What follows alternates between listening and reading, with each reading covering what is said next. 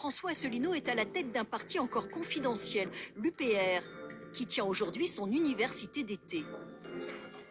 Aux dernières élections présidentielles, il a souhaité se présenter, mais n'a pas pu réunir les 500 signatures. En 2007, il crée sa page et celle de son parti sur Wikipédia. Elles seront supprimées, un camouflet que l'homme politique n'a toujours pas digéré. On a appris un jour que les deux pages que nous avions créées, que j'avais créées, celle de François Asselineau et celle sur l'Union populaire républicaine, faisaient l'objet d'un procès. C'était le terme utilisé, d'un procès en non-représentativité.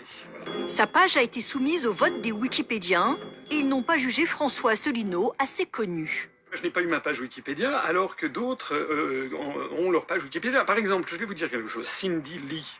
Cindy Lee, vous vous rappelez peut-être, c'était cette femme qui arpentait les marchés la poitrine à l'air en montrant ses seins et qui avait créé un parti qui s'appelle le Parti du plaisir. Bon, ça fait partie de ces bouffonneries qu'il y a avant chaque élection présidentielle. Alors elle a eu droit effectivement à une couverture de quelques journaux télévisés, mais elle a sa page Wikipédia.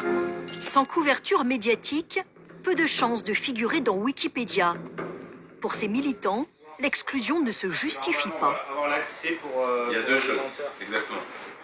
C'est injuste parce qu'il y a vraiment suffisamment de points presse. Vous le rappeliez, je suis quand même passé sur Sud Radio, ce qui est quand même pas rien. J'ai eu une émission sur BFM Télé avec Nicolas Dose pendant pratiquement 3/4 d'heure, 1 heure. Je suis passé sur iTélévision, donc. Mais c'est vrai que ce n'est pas TF1, ça n'est pas France 2, ça n'est pas France Inter, ça n'est pas. Ça veut dire que si on est écarté de la presse nationale, On n'existe pas sur Wikipédia.